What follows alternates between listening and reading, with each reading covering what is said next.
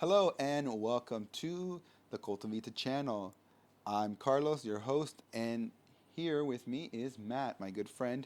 Today on You Need to Start Now, we're going to talk about the third part of the Financial Freedom Foundation. So, what is it? It is wealth creation. But before we get into wealth creation, a disclaimer. The information provided in this video is for educational purposes only. We are not financial advisors, and the content shared shouldn't be considered professional financial advice. All investments carry risk, and it's important to conduct your own research or consult a licensed financial planner to make any financial decisions. We are not responsible for any financial decisions you make based on the information provided here. That being said, wealth creation. And how does it fit into the bigger scheme of Financial Freedom Foundation? The best way to think about it is the first part is saving. That means you have to figure out how to save. Everyone's different, no judgment. You figure out how you can save. Second part is understanding the power that others have on those savings. They're either going to help you or hinder you. That's it. The third part, which is the wealth creation, is about using that savings and investing it. Investing it so you create passive income or asset appreciation. And we're going to talk about that today in a little more detail in reference to the how and why. And for the how, I can't think of anyone better than Matt, considering he has a degree in financial planning. So with that, Thank you, Carlos. I appreciate that. I think it's really important before you dive into the actual investment strategy is to manage the high interest debt first. yes. That's the number one priority, and then look to grow your wealth through other ways. And I've mentioned on the show before about how my dad dying in 2013 was really the catalyst for me looking to create wealth because I didn't want to be tied to a job, and I wanted to do something I enjoyed. And the current job I was in was one of those jobs I didn't enjoy. So the more research that I did, the more it became clear that there's something to compound interest. Yes. And I basically pulled up a calculator online and started putting in numbers. And I remember hearing a story about Warren Buffett talking about how the S&P 500, if he had one investment that he would recommend, that would be the one. So that like inspired me to like look up what was the S&P 500 average return. So I went as far back as I could. 1957, it has averaged 10.5%, right? And so if you were to just do a basic compound interest calculation, which I did on the computer, I put in 10.5%. I assumed that I had $1,000 back then, which would be a lot. That's true, But yeah. for this example, I used $1,000. And over those 67 years, that $1,000 grew to $3 million, over 3 million actually. Now this completely blew my mind, as I'm sure it is you as well. But that is really truly the power of compound interest. What are your thoughts on that? No, I think it's true, and I think historically it's always important to look at history because there's a lot to be learned about history. And just to be clear, we're not saying that the stock market is the only place that you can have wealth creation. There's actually historically been two, and that's real estate and stock market. We just aren't well versed in the real estate, and we wanted to give you guys an example that you can use to get started to do research and figure out what's best for you guys. There also have been other examples in history where people have created wealth, but they haven't been consistent. There's lots of examples to that. So we're sticking on things that are tried and true.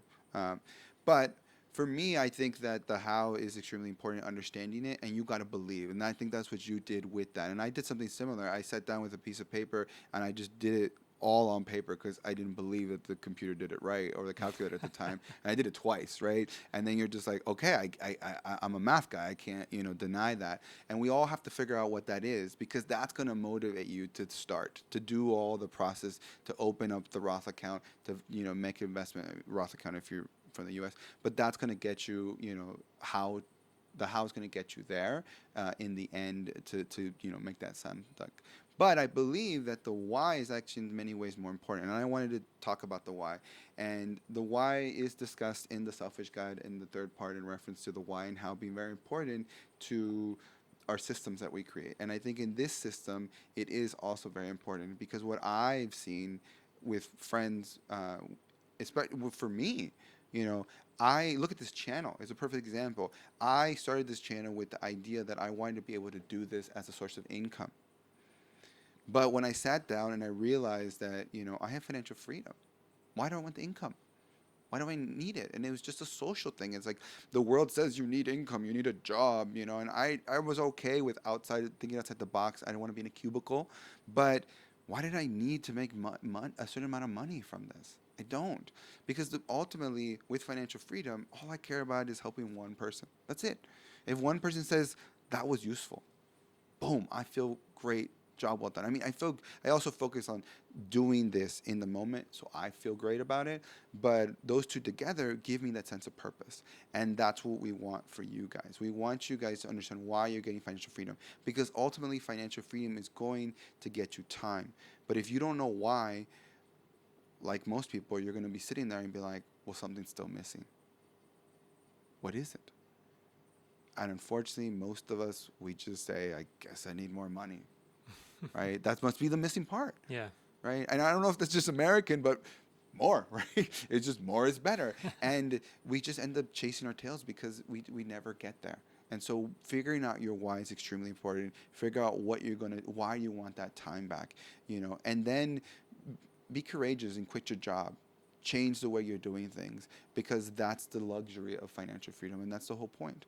That being said, I think Matt brings up a really good point about, everyone's different and everyone's at different points. So if you are in debt, this might not be the best thing for you. It actually reminds me of a dinner party I just recently went to where, I had like four people. I was talking to four people, and one of them was in a lot of debt.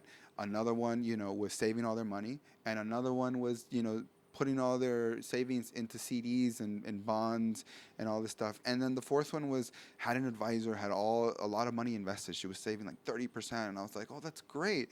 And that could be good for some people. But again, we're about conscious investment, about the mindset. And so I asked her, how much is it? Crickets. And you're just like, you don't know how much they're charging you?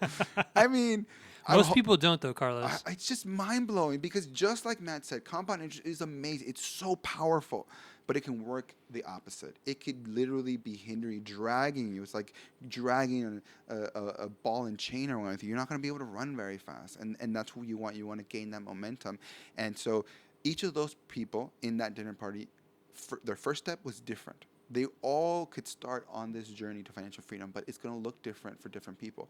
We're mainly focusing on these three philosophies that I think are pillars that are necessary to be able to get there. But what that looks like is going to be different for each person. So hopefully this has inspired you to get motivated to then go out and seek out the information and figure out how to do it, because you got to get to the point of action. That's the whole secret to everything. And that's also part of the book about consistently trying. And if that's not working, trying something new. And you got to figure out what makes you click and what gets you to invest. And that's different for everybody. So no judgment. And that's all we got. Hopefully that was helpful. And if you liked, please like and follow the video below. If you think this can help someone, please forward it along. It's why we do this. We want to help people. And if you want more information, please check out the book, The Selfish Guide, or the website, cultumvita.com. You can also check out social media, and social media has lots of different varying content that you can be looking at in reference to varying content overall. So check that out. You can